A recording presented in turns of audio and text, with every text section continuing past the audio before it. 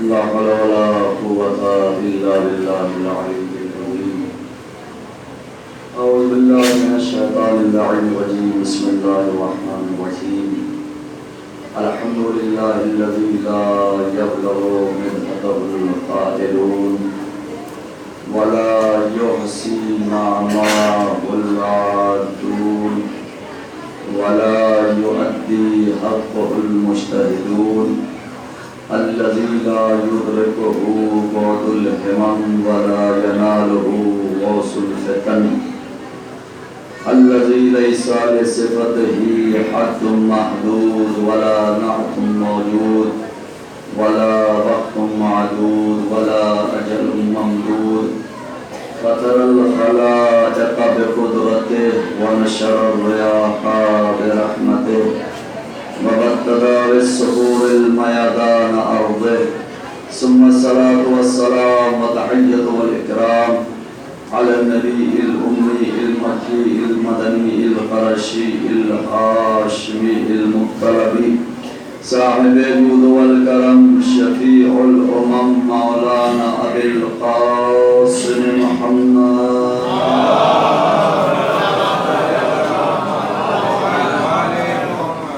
وعلى آل بيته الطيبين الطاهرين المعصومين المظلومين المنتجبين المنتخبين ولعنة الله على أعدائهم وقتلتهم وغاصب حقوقهم ومنكر فرائضهم ومصائبهم وشجاعتهم وطهارتهم وسخاوتهم وولايتهم وعطشهم أجمعين من ليلتنا هذه إلى قيام يوم الدين. أما بعد فقد قال الله تبارك وتعالى في التنزيل وقوله الحق بسم الله الرحمن الرحيم ونريد أن نمن على الذين استضعفوا في الأرض فنجعلهم أئمة ونجعلهم الوارثين. صلوات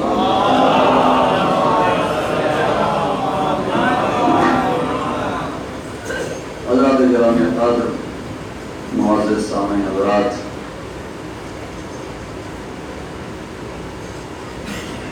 یقیناً یہ آل محمد کا کرم ہے کہ آل محمد دنیا سے جاتے جاتے اپنے چاہنے والوں کو اپنی زیارت سے محروم نہ رکھا. اگر آج آپ دیکھیں تو دنیا اور خود تاریخ اس بات پہ متحیر ہے، حیرت میں ہے کہ آخر زیارت امام حسین کا اتنا زیادہ ثواب کیوں رکھا گیا. جو مسلسل میں روایتیں بیان کرتا چلا آیا، اسی سے بات کو متصل کرتے ہوئے آگے کا سفر طے کر رہا ہوں. خود یہ روایت صرف اور صرف شیعوں میں نہیں بلکہ اہل سنت بھائیوں کی کتابوں میں بھی ہے، اور یہ آیت ام المومنین جناب عائشہ سے ہے کہ وہ سوال کرتی، وہ بیان کرتی ہیں کہ ایک دن پیغمبر اسلام حضرت محمد مصطفیٰ صلی اللہ علیہ وسلم تشریف فرما تھے کہ ایک مرتبہ نبی نے زیارت امام حسین کا ثواب بیان کرتے کرتے فرمایا کہ جو بھی قبر حسین کی زیارت کے لیے جائے گا تو میں اسے اپنے حجوں میں سے ایک حج کا ثواب عطا کرتا ہوں. جب انہوں نے سنا تعجب میں پڑ گئی، حضور آپ اپنے حج میں سے ایک حج کا ثواب عطا کر رہے ہیں. نبی نے فرمایا کہ میں نے اپنے حج میں سے 7 حج کا ثواب دیا. پھر تعجب اور بڑا، ارے اللہ کے نبی آپ اپنے حج میں سے 7 حجوں کا ثواب. نبی نے فوراً تعداد بڑھائی، سنو میں 7 حجوں کا نہیں بلکہ 700 حج کا ثواب دے رہا ہوں. اور یہاں سے تعداد بڑھتی چلی گئی. جیسے جیسے ان کا تعجب بڑھتا چلا گیا، نبی اپنے حج میں سے حجوں کی تعداد بڑھاتے ہوئے چلے گئے، اور ایک مقام پہ آنے کے بعد نبی نے فرمایا، حمیرہ سنو، جیسے جیسے تم سوال کرتے नेताओं की मैं तादाद बढ़ाता चला जाऊंगा। आज आखिर दुनिया इसी बात पे से परेशान है कि आखिर वजह क्या है कि ज़ियारत हुसैन का इतना सवाब अल्लाह अता कर रहा है। और आखिर क्या बात है कि नबी अपने हजों में से 700 हज का सवाब, 7,000 हज का सवाब, 1 लाख हज का सवाब देने के लिए तैयार। और खुद ये तो इसकी बात थी, लेकिन अब मैं एक जुमला आपकी खिदमत में अर्ज कर रहा हूं कि देखिए, अज़ादारी से मुताल्लिक़ कोई भी अमल हो, कोई भी अमल, बस अब मैं कहां तक अमाल आपको गिनाते चला जाऊं, बस आप यूं समझ लीजिए कि ज़ियारत फर्शे अज़ा से लेकर या आंसू से लेकर ज़ियारत तक, पूरी मजलिस में दीवानी जुमले में, आंसू से लेकर ज़ियारत तक जितने भी अमाल हैं अज़ादारी से मुताल्लिक़, इमाम हुसैन से मुताल्लिक़ कोई भी अमल है उसको कभी मामूली ना समझिएगा। क्यों? इसलिए कि मासूम ने फरमाया कि अपने छोटे से छोटे गुनाह को भी कभी छोटा ना समझना, और अपने छोटे से छोटी नेकी को भी कभी छोटी नेकी ना समझना, इसलिए कि वो तुम्हारी नजर में छोटी है, लेकिन उस नेकी का अजर क्या है ये खुदा बेहतर जानता है। तो अज़ादारी के मामले में इमाम हुसैन के मुतालिक कोई भी छोटा से छोटा अमल, और ये वजह है कि जब आप उलमा की तारीफ पढ़ेंगे तो जितने उलमा गुजरे हैं सब अज़ादारों की जूतियां सीधी करना ये अपने लिए बाइस से फर्क समझ लेते। और अगर यकीन ना हो तो आप अरबई के मौके पर करबला जाकर ले लीजिए, बड़ा से बड़ा ओहदेदार इंसान रास्ते में जमीन पर बैठा हुआ है और अज़ादारों की जूतियां टांग रहा है। ये क्या, ये मारिफत है कि उन्होंने अज़ादारी के मुताल्लिक़, इमाम हुसैन के अज़ादारों के मुताल्लिक़ किसी भी छोटे से छोटे अमल को कभी छोटा नहीं समझा। हमने अर्ज़ किया कि ये आंसू ये भी मामूली बात नहीं है। अच्छा, अक्सर लोग, आप खुद हो, आपने कभी सुना होगा और आप सुनते रहते हैं कि ये एक आंसू जन्नत तक कैसे लेकर के जा सकता है।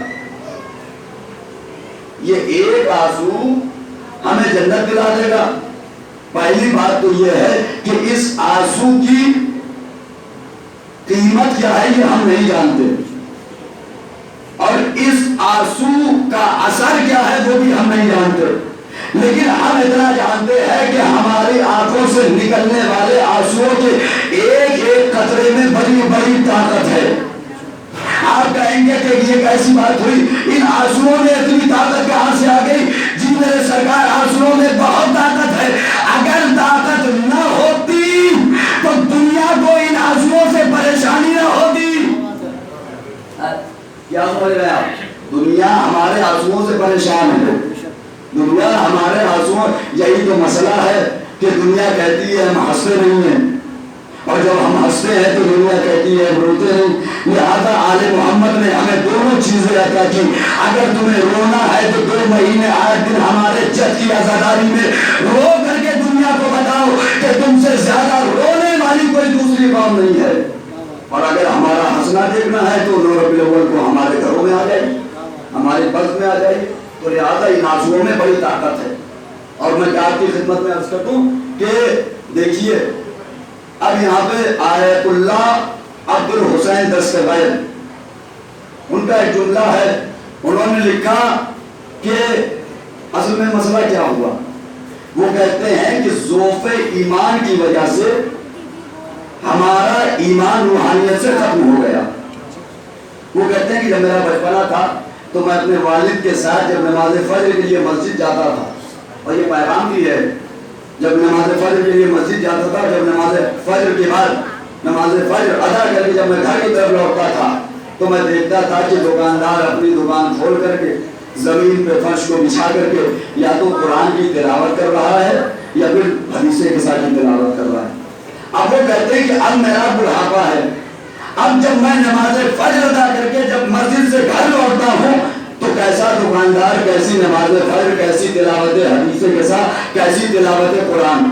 तो वो ये कहते हैं कि ये अहले ईमान में ईमान का ज़ौक़ पैदा हो गया कि अहले ईमान का یقین اور ایمان روحانیت پہ سے ختم ہوتا چلا گیا، اور جب ایمان ختم ہوتا ہے جب شک آتا ہے، جب ہی شک آتا ہے۔ لہذا یہ کہنے لگے کہ بھائی ایک آنسو میں کیسی جنت، اور میں نے عرض کیا کہ یہ آنسو میں بڑی طاقت ہے، اس لیے کہ یہ آنسو خود سے نہیں بہتا، یہ اس کی یاد میں بہا ہے، یہ آنسو اس کی یاد میں نکلا ہے کہ جس کے خون کے قطرے میں بڑی طاقت ہے۔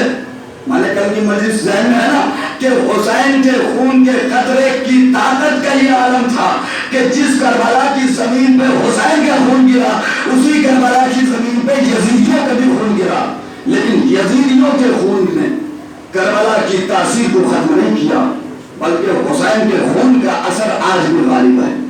تو کہتے ہیں کہ اہل ایمان میں ایمان کا ذوق پیدا ہوتا چلا گیا، اور چونکہ آنسو کے متعلق اچھا پروردگار عالم نے بھی قرآن مجید میں ایک مقام پہ ارشاد فرمایا وَيَضْحَكُوا قَلِيلًا وَيَبْكُوا كَثِيرًا، ہنسو کم رو زیادہ، یہ قرآن کی آیت ہے، قرآن کہہ رہا ہے ہنسو کم رو زیادہ۔ جب قرآن حکم دے رہا ہے یا مشورہ دے رہا ہے کہ رو، تو اس کا مطلب یہ ہے کہ اللہ بھی یہ چاہتا ہے۔ اچھا میں نے عرض کیا نا کہ ہمارے آنسو میں بڑی طاقت ہے، ورنہ یہ معمولی بات نہیں ہے، رو ہم رہے ہیں تکلیف دوسروں کو ہو رہی ہے، نکل رہا ہے ہماری آنکھ سے گر رہا ہے کسی کے دل پہ، لہذا سارے فتوے انہی آنسوؤں کے لیے ہیں کہ حسین کے غم میں رونا بھی رہا ہے۔ ابھی میں عرض کر رہا ہوں قرآن کہہ رہا ہے کہ رو زیادہ ہنسو کم، اس کا مطلب یہ ہے کہ اللہ کو بھی رونا پسند ہے، زیادہ ہنسنا اللہ کو پسند نہیں ہے، بلکہ اللہ یہ چاہتا ہے کہ ہم روئیں۔ تو اس کا مطلب یہ ہوا کہ اللہ یہ چاہتا ہے کہ ہم روئیں، لاکھ زمانے کو تکلیف ہو، لاکھ زمانے کو ہمارے آنسوؤں سے پریشانی ہو، اللہ یہ چاہتا ہے وہ پریشانی بڑھتی رہے، ہم روتے رہے، وہ پریشان ہوتے رہے، ان کے دلوں پہ چوٹ لگتی رہے، لیکن ہمارے آنسو رکنے نہیں چاہیے۔ اللہ بھی یہی چاہتا ہے اور معصومین بھی یہی چاہتے ہیں کہ زمانے کے دل میں تکلیف ہے ہوتی رہے۔ اللہ کہہ رہا اچھا پروردگار کس چیز کے اوپر روئے؟ تو رونا انسان کے بس کی بات نہیں ہے، اختیاری رونا نہیں ہے، لیکن جب قرآن نے کہا کہ رو زیادہ، تو اس کا مطلب یہ ہوا کہ یہ رونا اختیاری ہے۔ لیکن چھٹے امام حضرت امام جعفر صادق علیہ السلام امام کے مشہور صحابی جناب مفضل نے سوال کیا کہ مولا یہ بتائیے کہ آدمی روتا کب ہے اور ہنستا کب ہے؟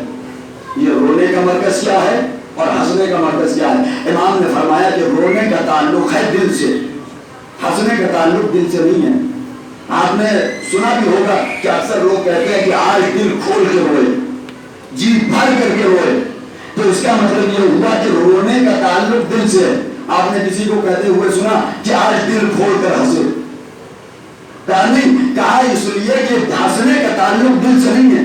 جناب مفصل نے امام سے سوال کیا کہ مولا یہ بتائیے کہ رونے کا مرکز کیا ہے، انسان کس وجہ سے روتا ہے، اور جب انسان ہنستا ہے تو کس چیز کے ذریعے سے ہنستا ہے، ہنسنے کا مرکز کیا ہے؟ امام نے فرمایا کہ جب رونے کا تعلق ہے دل سے، جب انسان کے دل پہ چوٹ لگتی ہے تب انسان روتا ہے۔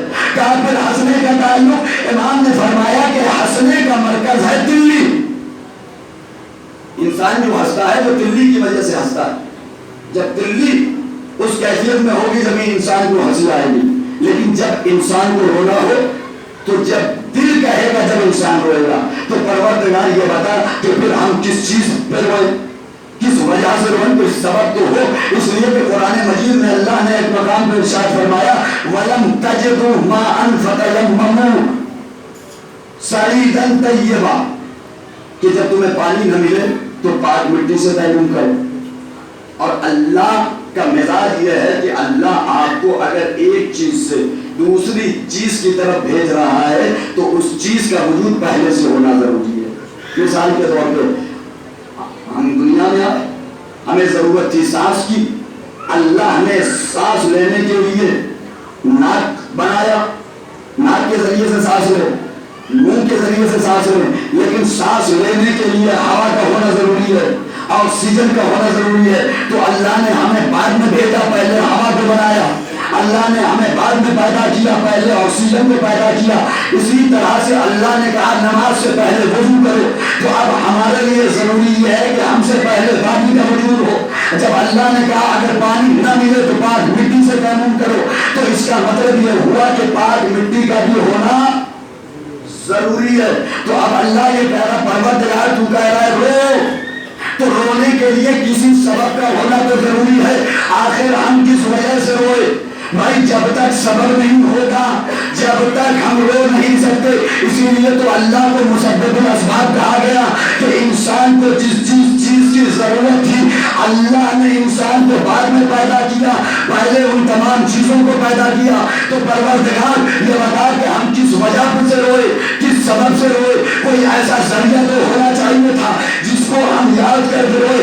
اللہ نے کہا پریشان کیوں ہوتا ہے بھائی؟ ہمارے انبیاء کو دیکھو، ہمارے انبیاء نے بھی گریہ کیا ہے، ہمارے انبیاء بھی روئے ہیں، ہمارے نبیوں نے بھی گریہ کیا ہے۔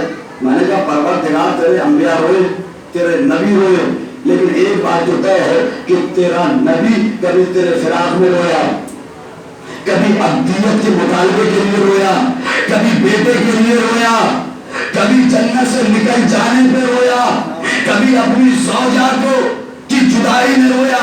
پروردگار ہم کس بات پہ روئے؟ کوئی ایسا سبب تو ہو۔ علماء سے پوچھا، علماء نہ بتا سکتے۔ ہاں علماء نے اتنا لکھا کہ ایک سبب ہے کہ جس سبب پہ 1,24,000 انبیاء نے گریہ کیا ہے، وہ کون سا سبب ہے؟ کہ ہاں وہ قربانی حسین، قربانی حسین کرو۔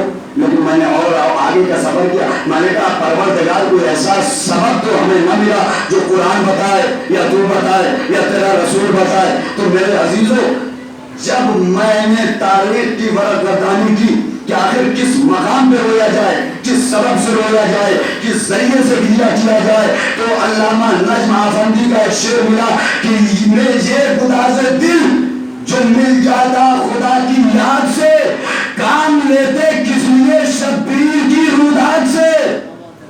علامہ کا شعر میں پڑھ کے سہارا دیا۔ ادھر سے علماء نے بتایا کہ نہیں، اگر رونا ہے تو رونے کے لیے سب سے بہترین سبب ہے کربلا۔ قربانی حسین کو یاد کر کے رو، تمہارا رونا قبول ہو جائے گا۔ میں نے کہا پروردگار یہ آج کل کے لوگوں کو، آپ کی بات نہیں کر رہا ہوں، یہ آج کل کے لوگوں کو اس بات پہ یقین نہیں ہے کہ یہ رونا، یہ ہماری آنکھوں سے بہنے والا آنسو ہمیں جنت تک لے کر کے جا سکتا ہے۔ حوالہ کہ سنو، یہ اس دور کے لوگوں کی بات نہیں ہے۔ اس دور میں بھی ایک بہت بڑی ہستی تھی، ایک بہت بڑی شخصیت گزری ہے، وہ بھی عالموں میں سے گزری ہے۔ ان کے بھی ذہن میں بس اتنا خیال آیا تھا کہ چھٹے امام حضرت امام جعفر صادق علیہ السلام کی ایک حدیث کہ من بقا علی الحسین او ابکا او تباکا وجبت له الجنہ عارفا بحقہ، کہ جو حسین کے حق کی معرفت کے ساتھ روئے یا رلائے یا رونے جیسی صورت بنائے، اس پہ جنت واجب۔ تاریخ تشیع کا بہت بڑا نام ہے علامہ ہلی علیہ الرحمہ کا۔ علامہ ہلی کے ذہن میں بس چھٹے امام کی حدیث تھی، اور ذہن میں اتنا سا خیال آیا کہ امام نے فرمایا رو یا رونے رو یا رلاؤ یا رونے والوں جیسی صورت بناؤ، جنت واجب ہے۔ انہوں نے حدیث کا انکار نہیں کیا، بس ذہن میں خیال آیا تھا۔ تو بس یہ خیال آیا کہ آخر یہ ایک آنسو ہمیں جنت کیسے دلا دے گا۔ تو علماء نے لکھا کہ زیارت امام زمانہ عجل اللہ تعالی فرجہ الشریف سے ملاقات کا کہ جو ذریعے ہیں، ذرائع ہیں، اس میں سے ایک چیز ہے 40 شب جمعہ امام حسین کے قبر کی زیارت۔ اگر کوئی آدمی مسلسل 40 شب جمعہ کسی مسئلے کو ذہن میں رکھ کر کسی بھی چیز کی نیت سے اگر مسلسل 40 شب جمعہ امام کی قبر پہ حاضری دے گا تو ایک نہ ایک شب جمعہ امام سے ملاقات ہوگی۔ علماء کہتے ہیں کہ علامہ ہلی کے جب ذہن میں یہ خیال پیدا ہوا تو انہوں نے کربلا کا سفر اختیار کیا اور ہر شب جمعہ قبر امام پہ، امام حسین پہ حاضری ہوتے تھے، حاضری دیتے تھے کہ کبھی بھی امام زمانہ سے ملاقات ہوگی تو میں امام سے سوال کروں گا، مولا یہ بتائیے کہ آخر ایک آنسو میں جنت کیسے؟ یہ بات ہمارے سمجھ میں نہیں آئی۔ حدیث پھر کہہ رہا ہوں، حدیث کا انکار نہیں کیا، صرف شک پیدا ہوا تھا کس طرح، کیوں ایسا کیوں ہو سکتا ہے؟ تو علماء کہتے ہیں کہ وہ 40 شب جمعہ مسلسل کربلا مولا کی زیارت کے لیے جانے لگے۔ جب 39ویں شب جمعہ میں جب علامہ ہلی قبر امام حسین پہ حاضری دیتے رہے اور 39ویں شب جمعہ جب امام سے ملاقات نہ ہوئی تو بالکل پریشانی کے عالم میں، اضطراب کے عالم میں، رنجیدگی کے عالم میں کربلا مولا سے اپنے گھوڑے پہ بیٹھ کے یہ اپنے گھر کی طرف نکل پڑے، اس لیے کہ ایک شب جمعہ بچی ہے، آخری شب جمعہ۔ آج 39ویں شب جمعہ تھی، اگر آج امام سے ملاقات ہو جاتی تو مسئلہ حل ہو جاتا، لیکن آج بھی امام سے ملاقات نہیں۔ علماء کہتے ہیں کہ ابھی یہ کربلا سے نکل کے کچھ دور تک گئے تھے کہ اتنے میں ایک گھوڑا ان کے گھوڑے کے بغل میں آ کے آہستہ آہستہ چلنے لگا۔ اچھا، امام زمانہ سے جب ملاقات ہوتی ہے تو ایک خاصیت یہ ہے کہ جب تک امام نظروں کے سامنے میں ہوتے ہیں سامنے والے کو احساس نہیں ہوتا یہ امام ہے، جب وہ چلے جاتے ہیں جب احساس ہوتا ہے۔ اب علامہ ہلی کے ذہن میں یہ سوال ہے اور پریشان حال ہے، پریشانی کے عالم میں دھیرے دھیرے گھوڑے کا سفر، گھوڑے سے سفر طے کر رہے ہیں۔ اتنے میں وہ گھوڑا آ کے امام کا گھوڑا بغل میں آ کے کھڑا ہوا، پکڑ کے ہلی، تم پریشان، کیا مسئلہ ہے؟ کہا کہ کچھ نہیں، کہا بتاؤ تو صحیح۔ تو علامہ ہلی نے کہا کیا میں آپ کو بتا دوں گا، آپ حل کر دیجیے گا؟ پہچان نہیں رہے کیا؟ اگر میں آپ کو اپنی پریشانی بتاؤں تو آپ میرے مسئلے کا حل بتا دیں گے؟ انہوں نے کہا کہ علامہ تم بتاؤ تو صحیح، تمہارا مسئلہ کیا ہے، کیوں اتنے پریشان ہو؟ انہوں نے کہا کہ بھائی میں نے چھٹے امام کی حدیث پڑھی کہ جو شخص روئے یا رولائے یا رونے جیسی صورت بنائے اس پہ جنت واجب ہے۔ یہ بات سمجھ میں نہیں آ رہی ہے۔ اب امام فرماتے ہیں علامہ ایک سوال کا جواب دو۔ کیا؟ کہا کہ یہ بتاؤ، ایک بادشاہ ہے، وہ اپنے لاہور لشکر کے ساتھ شکار کھیلنے کے لیے جنگل میں گیا، شام کا وقت ہوا، بادشاہ کو ایک ہرن نظر آیا، بادشاہ نے اپنا گھوڑا ہرن کے پیچھے لگایا اور ہرن کے تعاقب میں بادشاہ اپنے لشکر والوں سے بچھڑ گیا، اپنے آدمیوں سے بچھڑ گیا۔ اب سورج ڈوب گیا، اب اندھیرا، اب کوئی راستہ بھی نہیں، اب ہرن بھی پہاڑ کے کوہ میں جا کے چھپ گیا۔ اب یہ بتاؤ اب بادشاہ کرے تو کیا کرے؟ اب اگر پیچھے آتا ہے تو لشکر بھی نہیں ملتا، وہ بچھڑ چکا ہے، آگے جائے تو ہرن بھی نہیں ملتا، بھوک اور پیاس بادشاہ کو محسوس ہوئی۔ بادشاہ نے دیکھا کہ سامنے ایک جھونپڑی ہے اور شام کا وقت ہے تو اس جھونپڑی میں چراغ جل رہا ہے۔ بادشاہ اس طرف، چونکہ بادشاہ گیا تھا شکار کھیلنے کے لیے، شکار کرنے کے لیے، تو اس شاہی لباس میں نہیں گیا تھا، شکاری کے لباس میں آیا تھا، سادہ لباس میں تھا۔ بادشاہ اس جھونپڑی کے دروازے پہ گیا، آواز لگائی، اندر سے ایک ضعیفہ باہر نکلی، کہا کون ہو تم؟ تو ایک مرتبہ بادشاہ کہتا ہے کہ کیا مجھے ایک رات کی پناہ مل سکتی ہے یہاں پر؟ اس لیے کہ سورج ڈوب گیا، میں اپنے لوگوں سے بچھڑ گیا، اب مجھے راستہ بھی پتا نہیں ہے۔ تو اس ضعیفہ نے کہا گھر میں آ جاؤ، کوئی بات نہیں ہے، ایک رات کی بات ہے۔ اب اس کو لگی پیاس، اس جنگل میں، صحرا میں، بیابان میں کہیں پانی نہیں۔ اس نے کہا کہ مجھے تھوڑا پانی مل جائے۔ اس ضعیفہ نے کہا کہ بھیا یہاں پہ پانی تو نہیں ہے، ہاں میری ایک بکری ہے، کہو تو اس کا دودھ دو کر کے تمہیں پلا دوں۔ اس نے کہا ٹھیک ہے دودھ ہی پلا دو۔ اب جب اس نے دودھ پی لیا تو اب اس کو لگی بھوک، اس نے کہا کچھ کھلا پلا دو۔ تو ضعیفہ نے کہا کہ بھیا کھانے پینے کا کوئی سامان نہیں، میرا شوہر گیا ہوا ہے شہر، اب وہ وہاں سے لائے گا، لیکن وہ آج اب لوٹے گا نہیں، اس لیے کہ رات ہو گئی ہے، وہ کل صبح ہی آئے گا۔ کہا کہ دیکھو میرے پاس ایک بکری ہے، کہو تو میں اس بکری کو ذبح کر کے تمہیں اس کا گوشت بھون کر کے کباب بنا کر کے اس کا گوشت تمہیں کھلا دوں، تمہاری بھوک کو مٹا دوں، تمہیں سیراب کر دوں۔ بادشاہ نے کہا ٹھیک ہے چلو یہی کر کے میری بھوک تو ختم ہو۔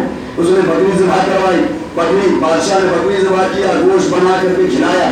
جب صبح ہوئی اس کے لوگ اس کو ڈھونڈتے ہوئے آ گئے. جب بادشاہ اس کے گھر سے جانے لگا تو اس نے جاتے جاتے کہا کہ بھیا یہ حذیفہ یہ میرا ایڈریس ہے, جب تم شہر میں آنا تو میرا نام پوچھ لینا اور اس ایڈریس کو پتا کر کے میرے گھر پہ آ جانا تاکہ میں تیری مدد کر سکوں, تیری پریشانی کو دور کر دوں. یہ سارا واقعہ کون سنا رہا ہے؟ امام. کالما یہ بتاؤ. اب وہ بادشاہ گیا, صبح ہوئی, اس کا شوہر آیا, اس نے کہا کہ بھائی بکری کہاں ہے؟ حذیفہ نے کہا بکری کو ذبح کر کے کھلا دی. کہا کیوں؟ کس کو پلایا؟ کہا کہ ایک مسافر آیا تھا, بھوکا پیاسا تھا, اس کا دودھ پلایا, اس کو ذبح کر کے اس کا گوشت اس کو کھلا دیا. کہا کہ اب ہم کیا کریں؟ اس لیے کہ ہماری پوری جمع پونجی یہی بکری تھی, ہماری ساری زندگی کی کمائی یہی بکری تھی جو ہمارا پیٹ بھی بھر رہی تھی اور ہماری بھوک اور پیاس کو مٹا رہی تھی. اب ہم کیا کریں؟ تو حذیفہ نے کہا پریشان نہ ہو. اس مسافر نے کہا تھا کہ میں شہر میں رہتا ہوں, جب شہر میں آنا تمہیں ضرورت ہو کسی چیز کی تو یہ ایڈریس بتا کر کے اس پتے پہ آ جانا, اس ایڈریس پہ آ جانا, میں تیری مشکلات کو دور کر دوں گا. اب یہاں سے توجہ سے سنیے گا, ایک ایک لفظ پہ پوری توجہ چاہتا ہوں. اب ہوا یہ کہ حذیفہ اپنے شوہر کو لے کر کے شہر پہنچی. جب اس نے نام بتایا, ایڈریس بتایا تو پتا چلا کہ بھیا وہ تو بادشاہ تھے. اب حذیفہ اپنے شوہر کو لے کر کے بادشاہ کے دربار میں گئی. بادشاہ تخت پہ بیٹھا تھا. بادشاہ کی نظر جیسے حذیفہ پہ پڑی, حذیفہ کو پہچان لیا. بادشاہ نے اپنے وزیر کو بلایا, عمرا کو بلایا, روسا کو بلایا اور مشیروں کو بلایا, وزیروں کو بلایا. اب بلانے کے بعد کہا کہ ایک فیصلہ کرو. کیا؟ کہا کہ میں کل کے دن جب شکار کھیلنے کے لیے میں جنگل میں گیا, اپنے لوح و لشکر سے بچھڑ گیا. جب شام ہو گئی, رات ہو گئی تو میں نے اس حذیفہ کے گھر پہ پناہ لیا. اس نے اپنی ساری زندگی کی جمع پونجی سے ہماری مہمان نوازی کی, ساری زندگی کی کمائی اس نے ہم پہ لٹا دی. اب مجھے عدل کرنا ہے, مجھے انصاف کرنا ہے, یہ بتاؤ میں اس کو کیا انعام دے دوں؟ کسی نے کہا کہ سرکار اس کو اتنے درہم و دینار دے دیجیے. کسی نے کہا کہ اس نے ایک بکری کھلائی ہے, آپ کو ذبح کی ہے, آپ اسے 1000 بکری دے دیجیے. سب الگ الگ مشورہ دیتے گئے. بادشاہ نے سب سے کہا تم میں سے کسی نے انصاف نہیں کیا. اب پوری توجہ چاہتا ہوں, بس میں یہی تک آپ کو لے کر آنا تھا مجھے. بادشاہ نے کہا کہ تم میں سے کسی نے انصاف نہیں کیا. جب سارے وزیروں اور مشیروں نے سنا کہ بادشاہ اب بھی ناراض ہے, بادشاہ اب بھی مطمئن نہیں ہے, تو ادھر سے وزیروں نے اور پیسے بڑھائے اور پیسے بڑھائے اور پیسے بڑھائے. لیکن جب بات یہاں تک آئی سرکار آپ عادل حکومت دے دیجیے, تو بادشاہ مسکرایا, پوری توجہ مسکرا کے کہتا ہے سنو تم میں سے اب بھی کسی نے انصاف نہیں کیا. کہا سرکار کیا مطلب؟ اب عادل حکومت دینے کے لیے کہہ رہا ہوں, اب بھی انصاف نہیں, آپ کتنا انصاف کرنا چاہتے ہیں؟ بادشاہ نے کہا سنو, جب میں جنگل میں بچھڑ گیا, جب جنگل میں پھنس گیا, میری زندگی موت اور حیات کے درمیان تھی, میری زندگی موت سے قریب ہو رہی تھی. اگر یہ حذیفہ مجھے کھانا نہ کھلاتی تو میں مر گیا ہوتا. اور اس حذیفہ نے, تم یہ مت سوچو کہ اس نے ایک بکری ہم پہ قربان کی ہے, بلکہ اس نے اپنی ساری زندگی کی بچی ہوئی پونجی کو ہم پہ لٹا دیا. تو سنو, جب اس حذیفہ نے پوری توجہ ہم پر, اپنی ساری زندگی کی بچی ہوئی پونجی کو ہم پہ, ہماری زندگی پہ قربان کر دیا, تو اب ہمارے عدل کا اور عدالت کا تقاضا یہ ہے, اب میرے انصاف کا تقاضا یہ ہے کہ یہ جتنا بڑا دربار ہے میں اپنی پوری دولت اس حذیفہ کو دے دوں. اگر میں سنا تھا آپ خاموش کر کے کوئی بات نہیں تھی, لیکن امام نے سارا واقعہ سنایا اور سنانے کے بعد اب نتیجہ دے رہا ہوں. ایک مرتبہ امام زمانہ فرماتے ہیں اے علامہ علمی, جب دنیا کا معمولی سا بادشاہ, جب دنیا کا معمولی سا بادشاہ عدل اور انصاف کرنے پہ آئے تو اس حذیفہ کو اپنی پوری بادشاہت دے سکتا ہے.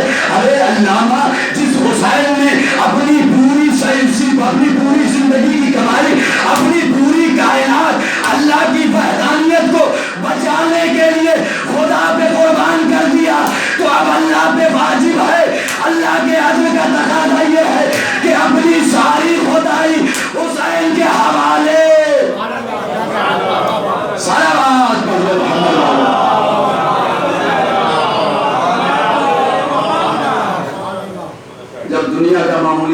بادشاہ انصاف کرنے پہ آئے تو ضعیفہ کو اپنی پوری حکومت دے سکتا ہے.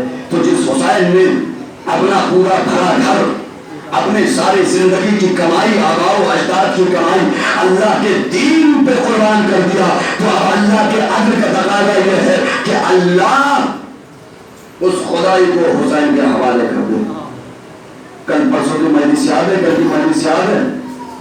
اب سمجھ میں آیا آسمان کے رہنے والے قبر حسین پہ کیوں آتے ہیں؟ خدا اللہ ہے، خدائی حسین کی ہے. اب بات آ گئی ہے تو ایک جملہ، اب آپ کی خاموشی اتنی بھی اچھی چیز نہیں ہے، اب بات خدائی تک آ گئی ہے تو آپ کی خاموشی کو توڑنے کے لیے ایک جملہ میں عرض کیے دیتا ہوں. پوری کائنات میں 4 ذات ایسی ہے جسے خدا کہا گیا، جسے خدا کہا گیا. نمرود، فرعون، شداد، مولا کائنات. فرعون، نمرود، شداد اور علی. بس فرق اتنا ہے کہ تینوں نے گلے پر تلوار رکھا اور کہا کہ مجھے خدا کہہ ورنہ سر قلم کر دوں گا. علی نے کہا اگر مجھے خدا کہے گا تب میں سر قلم کروں گا. دل چاہتا ہے ہاتھوں کو جوڑو اور جوڑ کر کے جملہ کہو مولا یہ آپ سے پہلے والے دین زبردستی خدا بننے کی کوشش کر رہے تھے، آپ کو گھر بیٹھے بیٹھے خدائی مل رہی تھی. آئے ساری دنیا آپ کو خدا کہنے کے لیے تیار تھی، آپ نے آخر مسلمانوں کا گلا کیوں کاٹا؟ آپ نے اپنے قدموں کو پیچھے کیوں کیا؟ جب نہیں مولا کی آواز آئے گی سنو، اگر دنیا نے مجھے جب خدا کہا، جب دنیا مجھے خدا کہہ رہی تھی اور جب میں دنیا کے دیے ہوئے اس منصب کو قبول کر لیتا تو خدا کا بندوں پر سے یقین اٹھ جاتا. خدا کا بندوں پر سے یقین اٹھ جاتا. مولا کیسے کہا؟ سنو، عالم ارواح میں جب خدا مجھے خدائی دے رہا تھا تو خدا نے مجھ سے وعدہ لیا، اے علی خدا میں رہوں گا، خدائی تیری ہوگی. اگر میں دنیا سے خود کو خدا کہلواتا رہتا تو خدا کا بندوں پر سے یقین اٹھ جاتا. ارے ساری دنیا کے مسلمانوں سوچو، اتنی بڑی کائنات میں اکیلا اور واحد علی ہے جس نے اس روئے عرض پہ بندگیت کی لاج رکھی ہے. اگر علی نہ ہوتے تو اتنی بڑی کائنات میں خدا کو کسی ذات پہ بھروسہ نہ ہو، کسی پہ بھروسہ نہیں ہوتا. پر یہ خدائی اب حسین کے پاس ہے، اس لیے کہ جو کائنات میں جو اللہ کی تابع ہے وہ ساری چیزیں وہ سب اب حسین کی تابع ہے. اب سمجھ میں آیا آسمان کے رہنے والے ملائکہ قبر حسین کا طواف کیوں کر رہے ہیں؟ آسمان کے رہنے والے ملک، آسمان کی رہنے والی مخلوق حسین کا جھولا کیوں جھلا رہے ہیں؟ کہا اس لیے کہ اب چونکہ ملائکہ پر اللہ کی اتباع واجب تھی، اللہ کے تابع تھی ملائکہ، لیکن اب حسین کی تابع ہے، لہذا اب یہ در حسین پہ ملتے ہیں. اب یہاں سے رک کر کے میں اب چونکہ اپنی بات کو اصل موضوع پہ لے کے آ رہا ہوں، نتیجہ صرف اور صرف ایک جملے میں ہوگا اور گفتگو کا رخ وہیں سے ہو جائے گا. سنیے، مولانا مودودی نے تفہیم القرآن میں یہ جملہ لکھا کہ اللہ، میں نے کیا کہا کہ آسمان کے رہنے والے کس کے تابع ہیں؟ حسین کے. انہوں نے لکھا کہ اللہ، چونکہ اللہ نے انسان کو اشرف المخلوقات بنایا، تو اشرف المخلوقات کا کیا مطلب ہے کہ بھائی ملائکہ ہم سے کمتر ہے نا. تو وہ لکھتے ہیں کہ اب کائنات میں جتنی چیزیں ہیں سب انسان کی تابع ہیں. اب وہ یہاں تک لکھتے ہیں کہ اللہ نے ملائکہ کو حکم دے رکھا ہے کہ انسان چاہے اچھا کام کرے چاہے برا کام کرے، انسان کی اس انسان کی مدد کرو، اس لیے کہ انسان اشرف المخلوقات ہے. ملائکہ ہمارے تابع ہیں، آسمان کے رہنے والے، اس لیے کہ ہم افضل ہیں، آسمان کے رہنے والے افضل نہیں ہیں. تو مولانا مودودی لکھتے ہیں کہ اب انسان چاہے خیر کرے چاہے شر کرے، ملائکہ انسان کی مدد کرتے ہیں. ایک جملہ کہوں، اگر ملائکہ ہم جیسے کے تابع ہو جائیں ہماری اطاعت کرنے لگے، ملائکہ ہماری مدد کرنے لگے، ہماری اتباع کرنے لگے۔ ملائکہ اگر ہمارے تابع ہو جائیں تو عقیدوں پہ حرف نہ آئے۔ اگر یہی آسمان کے ملائکہ حسین کے تابع ہو جائے تو اسلام میں فرق آ جائے۔ لکھ رہا ہے نا کہ انسان کی مدد کرتے ہیں، جی حقیقت ہے جب انسان کوئی اچھا کام کرتا ہے تو ملائکہ کی مدد شامل حال ہوتی ہے۔ جب آپ کوئی دین کا کام کریں گے تو اللہ کی دوسری مخلوقات آپ کی مدد کریں گی، اور اس کو دیکھنا ہے تو جناب نوح کو دیکھ لیجیے۔ السلام علیکم یا وارث نوح نبی اللہ، اے نوح نبی خدا کے وارث، آپ پر ہمارا سلام۔ جناب نوح کا کیا معاملہ تھا؟ 950 برس تبلیغ کی، کتنے لوگ ایمان لائے؟ 80 لوگ۔ جناب نوح نے حتیٰ کہ کشتی بنا دی، دعا کر دی پروردگار ان پہ اپنا عذاب نازل کر۔ اللہ کا عذاب آیا، نوح پہلے کشتی بناؤ۔ نوح جب کشتی بنا رہے تھے، اب میں پوری روایت پورا واقعہ نہیں پڑھوں گا، بڑی تیزی کے ساتھ۔ جب لوگ کشتی بنا رہے تھے تو اللہ نے کیا کہا؟ وَاصْنُعِ الْفُلْكَ بِأَعْيُنِنَا وَوَحْيِنَا، اے نوح کشتی بناؤ ہماری آنکھوں کے سامنے اور ہمارے وحی کے مطابق۔ اور جب لوگ کشتی بنا چکے تو اللہ نے کیا کہا کہ ہم نے اس کشتی کو آیت قرار دیا، ہم نے اس کشتی کو نشانی قرار دیا، دلیل قرار دیا۔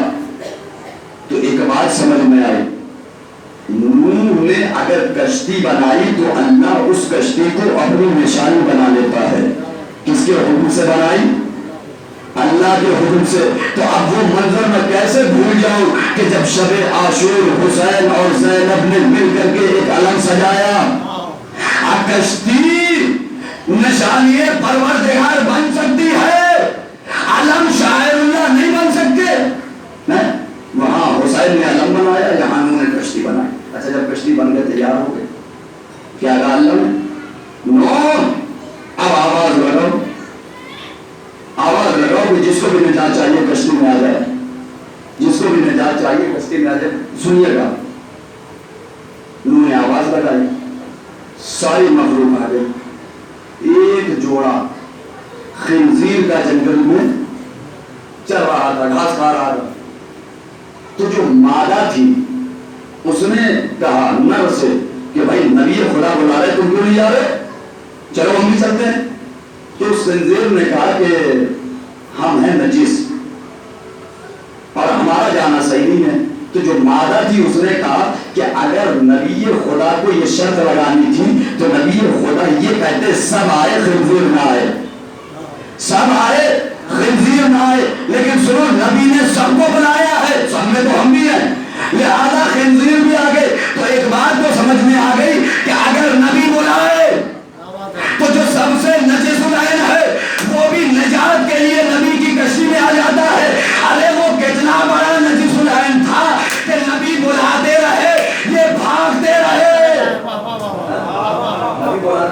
جو سب سے نجس العین ہے، جسے انسان دیکھنا گوارا نہیں کرتا، پسند نہیں کرتا، یہ بھی چلایا آگے کشتی میں۔ اب بات آ گئی ہے تو جملہ سنیے بڑی تیزی کے ساتھ، پھر میں آخری مرحلے میں داخل ہو جاؤں گا۔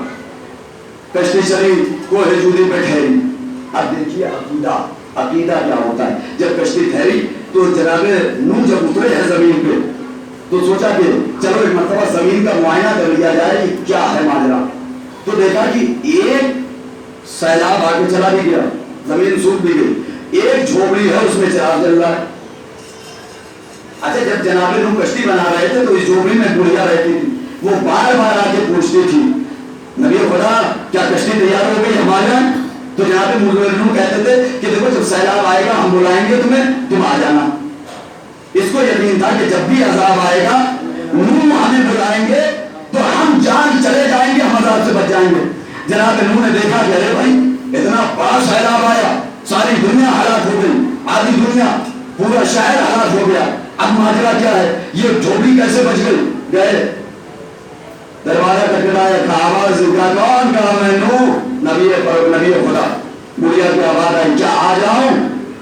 جناب نوح حیرت میں پڑ گئے، کیا بات ہے تمہیں پتا نہیں عذاب نہیں آیا یہاں پہ؟ کہا کہ آپ نے کہا تھا آپ نے کہا تھا کہ جب عذاب آئے گا کشتی چلے گی تو ہم تمہیں بلا لیں گے، اے نوح ہم تو انتظار میں بیٹھے ہیں، آپ ہمیں کب بلائیے؟ ایک بات سمجھ میں آ گئی، تاریخ کے اس واقعے نے بتایا کہ اگر ہادی اور رہنما اور لیڈر بے یقین ہو تو اگر نجات کے خواہاں ہو تو عذاب پروردگار آئے گا بھی، چلا بھی جائے گا، تمہیں کچھ ہوگا بھی نہیں۔ بس یہ ہے کہ بچانے والا چاہیے، بچانے والا اچھا ہونا چاہیے۔ بہرحال یہ پورا واقعہ ہو گیا تو تاریخ نے لکھا کہ اب عذاب چلا گیا۔ اچھا ہوتا کیا تھا؟ جناب نوح بد دعا کیوں کی، یہ سن لیجیے اور یہیں سے گفتگو آخری مرحلے میں داخل ہوتا ہے۔ جب جاتے تھے تبلیغ کرنے کے لیے لوگ پتھر مارتے، پورا بدن لہو لہان ہو جاتا تھا، زخمی ہو جاتا تھا، تو کیا کرتا تھا؟ اللہ آسمان سے ملک کو بھیجتا تھا، وہ ملک آ کر اپنے پروں کو نوح کے جسم سے مس کرتا تھا، سارے زخم ٹھیک ہو جاتے تھے۔ اب سنیے نتیجہ، 3 شعبان سن 4 ہجری کو مدینے میں ایک شہزادے کی ولادت ہوئی۔ تاریخ میں لکھا کہ مدینے کے سارے چاہنے والوں کا ہجوم مولا کائنات کے دروازے پر تھا اور مبارک بادی کا سلسلہ شروع تھا کہ ایک مرتبہ اتنے میں آسمان کا رہنے والا جبرائیل خانہ نبوت پہ آیا، سرکار مبارک بادی کے لیے آیا ہوں۔ ادھر امام کی ولادت ہوئی، ادھر جبرائیل 10,000 ملائکہ کا لشکر لے کر خانہ عصمت و طہارت پہ اترے۔ کہا کہ مولا سرکار یہ فطرس ہے، اللہ نے کے عطاب میں مبتلا ہو گیا، اس کے بالوں پر جل گئے۔ اب خاموشی سے نہ سنیے گا، نتیجہ دے رہا ہوں کہ اگر وارث کون ہوتا ہے؟ وارث وہ ہوتا ہے جو اپنی موروث کی وراثت کو آگے بڑھائے یا اس کے معیار کو بدل دے، لٹائے نہیں۔ اب سنیے گا، حسین وارث نوح ہے تو کس طرح سے؟ فطرس آیا، جبرائیل نے کہا، نبی نے کیا کہا؟ انصاحو بمادل حسین، اسے حسین کے جھولے کی لکڑی سے مس کر دو، اسے حسین کے جھولے سے مس کر دو۔ ادھر فطرس کا جھولے سے مس ہونا تھا کہ ادھر فطرس کو بالوں پر ملے۔ اب ایک مرتبہ فطرس نے اپنے بالوں پر وہ دیکھا اور کہا من مصری اناطیق الحسین، کون ہے مجھ جیسا؟ ادھر فطرس کو پوری توجہ، ادھر فطرس کو بالوں پر ملے، ادھر نوح کی آواز آئی، اے حسین میرا بھی وارث، حسین میرا بھی وارث۔ میں نے کہا ہے نوح نبی خدا، یہ بات کیا ہے سمجھ میں نہیں آئی۔ حسین نے فطرس کو بالوں پر دیے، آپ کا وارث کیسے ہوا؟ کہا تم نہیں جانتے، جب زخمی میں بھی ہوتا تھا، چوٹیں مجھے بھی لگتی تھی، لیکن جب میں زخمی ہوتا تھا، جب مجھے چوٹیں لگتی تھی، جب میں لہو لہان ہوتا تھا تو آسمان کا رہنے والا آتا تھا زمین پر اور اپنے پروں کو ہمارے زخموں پہ ملتا تھا، ہم صحت یاب ہو جاتے تھے، ہمارے زخم ٹھیک ہو جاتے تھے۔ ارے تم نے دیکھا نہیں، حسین نے معیار فضائل کو ہی بدل دیا، معیار فضیلت کو ہی بدل دیا۔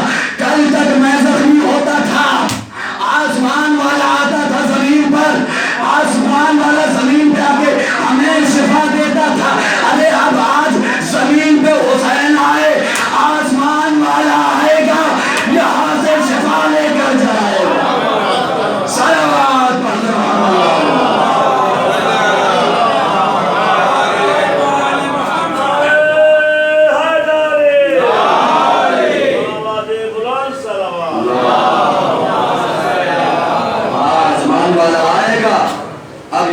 شفا لے کر جائے گا۔ اب زمین والوں کی شفا یابی کے لیے آسمان والوں کی ضرورت نہیں ہے، اب وہاں کا رہنے والا یہاں پہ آئے گا۔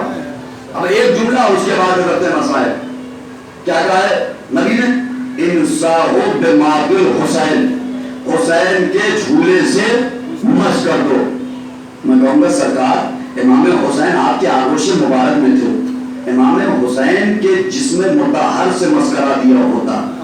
کہا کہ اگر میں حسین کے جسم سے مس کراتا، بالوں پر تو مل جاتے، لیکن تمہیں پڑھنے کو جواز نہ رہتا، اور تمہیں چونکہ قیامت تک کے شیعوں کے لیے پیغام ہے کہ دیکھو فطرس جیسے فرشتے کو حسین کے جسم سے مس نہیں کرایا، بلکہ اس جھولے سے مس کرایا، اس لکڑی سے مس کرایا، جو لکڑی حسین کے جسم سے مس ہو گئی۔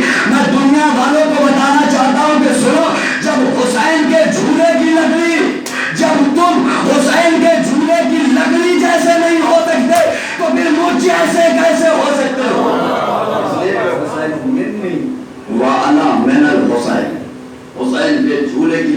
میں اتنی تاثیر اور اتنی طاقت اور اتنا اثر ہے کہ وہ آسمان کا رہنے والا معصوم فرشتہ ہوتا ہے تو اسے بھی شفا مل جاتی ہے.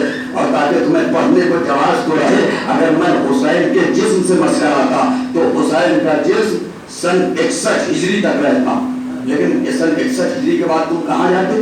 اپنے ہاتھ کو کس کی ذریعے سے مس کراتے؟ میں نے حسین کے جھولے سے مس کرایا تاکہ قیامت تک کے لیے تمہیں جواز ہو جائے کہ جب حسین کے جھولے کی لکڑی میں اتنا اثر اور اتنی تاثیر اور اتنی طاقت